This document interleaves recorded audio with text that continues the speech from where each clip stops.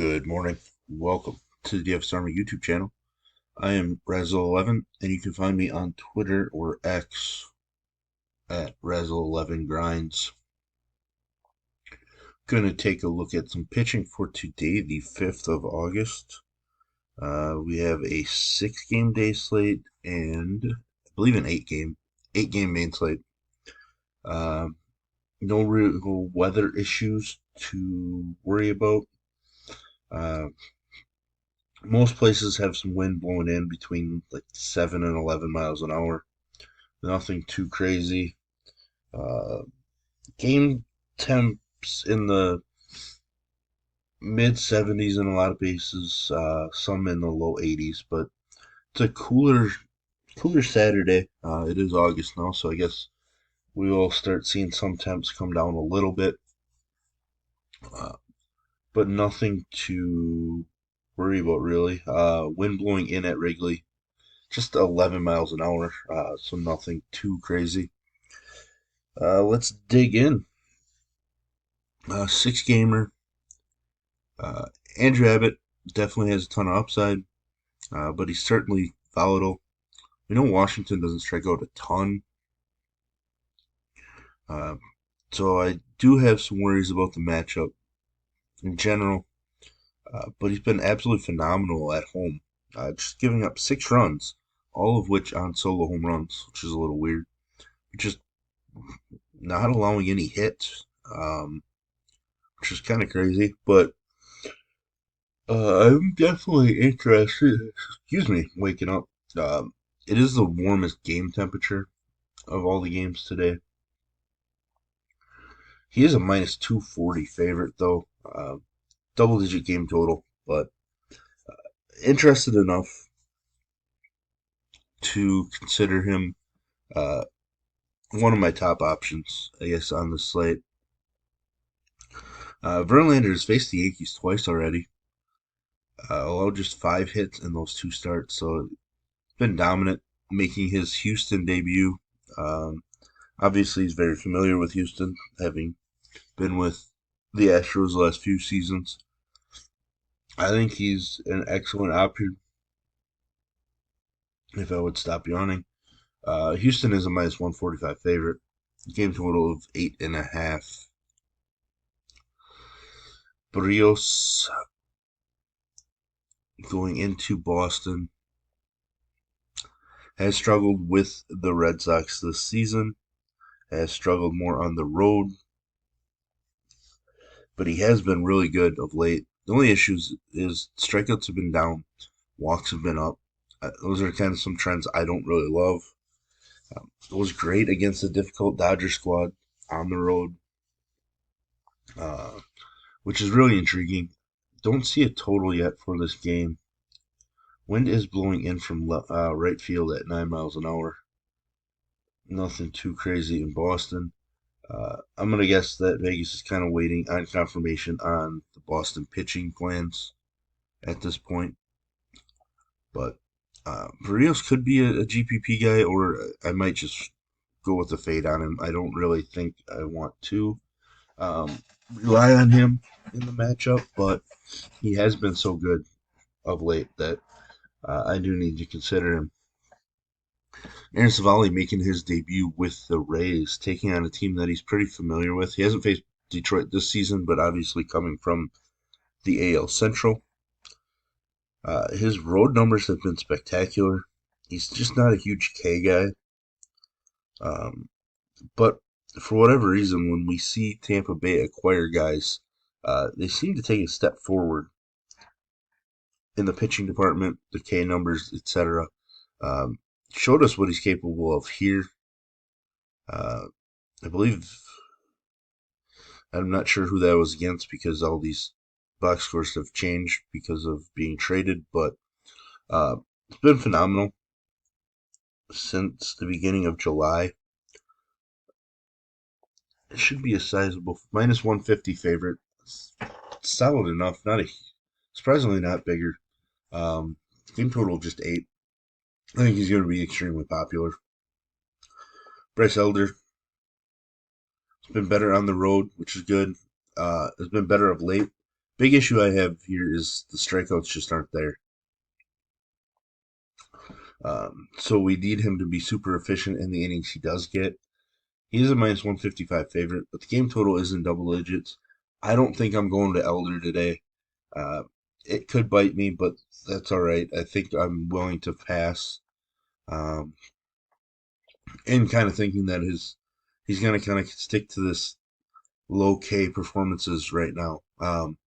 And if he does that, I mean, I don't think we're going to miss much. Like this matchup with Cleveland, he got the win, which is 4 fantasy points, only gave up 2 runs, solid, right? And then you look and he finished with 11.6 DK points. If we get something like that where he's 11 to 16 fantasy points despite picking up a W, uh, I think we can get away with fading that and looking for points elsewhere. John Gray, the mystery of John Gray. He's a minus 190 favorite. Uh, his overall numbers have not been as strong at home.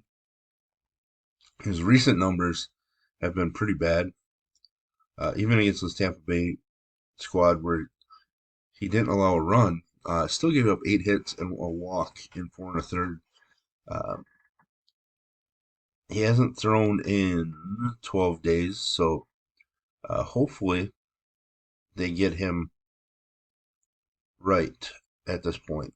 Um, he just hasn't been right since early June. I mean, we're looking at almost 2 months now where he just hasn't been right. This Yankee game was solid, took the loss, didn't rack up fantasy points, but um, yeah, I want to use John Gray. I really do in this matchup.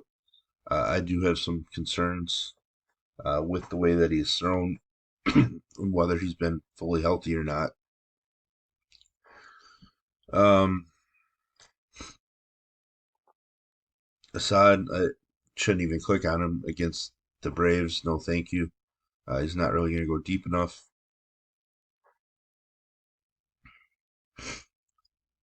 Um, so this is interesting. Is that Cortez cut his minor league rehab assignment short to join the Yankees in place of Herman. Um, Being limited to around 60 pitches means I am not interested at all. Cortez is the type of guy because he doesn't rack up strikeouts. He is the guy that we need to be able to throw 100 pitches to be able to get to the price points that we need. Very interested in Scooble coming off of a rough performance. Been rough in 2 out of the last 3, but around that, been really strong. Around the 80 to 90 pitch mark now at this point. Uh, Tampa Bay is obviously a dangerous offense, but there are strikeouts to be had. And Scooble is certainly capable of dominating in a 5 inning performance like he did against San Francisco. So I'm very intrigued on this slate, excuse me, that struggles for pitching. If Pivetta is the long man against Toronto, I have some interest just because of how dominant he's looked of late. Dominated an elite Atlanta offense. Double-digit strikeouts in 2 out of his last 5 appearances. 2 out of his last 4 multi. 2 out of his last wow. 2 out of his last 4 appearances and 2 out of his last 3 multi-inning appearances. The strikeouts have definitely been there. Toronto doesn't strike out a ton, uh, but I'm at least intrigued by the upside at the price point. So there's a look at the early slate. Let's look at the main slate. 9 minutes in already. We have Corbin Burns at the top. Should be one of the most popular. Hasn't been great the last couple starts, but prior to that, just racked up strikeouts. Dominated this Pittsburgh squad the one time he faced them, which is great to see. Um, Pittsburgh is coming off of a offensive outburst last night against Colin Ray, but Burns is certainly far better than Colin Ray. Blake Snell against the Dodgers. Difficult matchup. Plenty of K upside though. He just needs to avoid these walks. as a big one. Uh, I want to dig into some history, but I'm very intrigued by Snell just because I don't think he's going to be owned all that much. And he's the kind of guy that still could go out and drop, a 30 spot on an elite offense. He actually dominated Texas for 28.5 DK points. So that kind of reminds us, he dominated Tampa Bay with a near 40 spot. Uh, Definitely intrigued by the upside, even though the matchup is super dangerous. George Kirby, I don't think I'm going to go to Kirby on this slate. Um, Mariners are a minus 140 favorite, but I don't really feel great about him against the Angels. Angels hit him pretty well. He's given up a lot of hits, and strikeouts are way down on the road. So I'm not really sure that I want to trust Kirby at 10K. Kenta Maeda has been solid. Uh,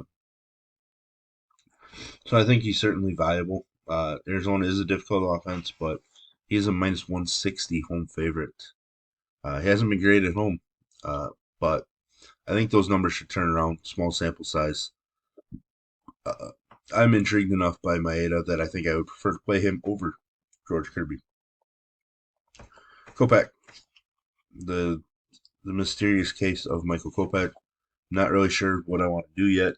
Uh, has been strong against the Guardians this year.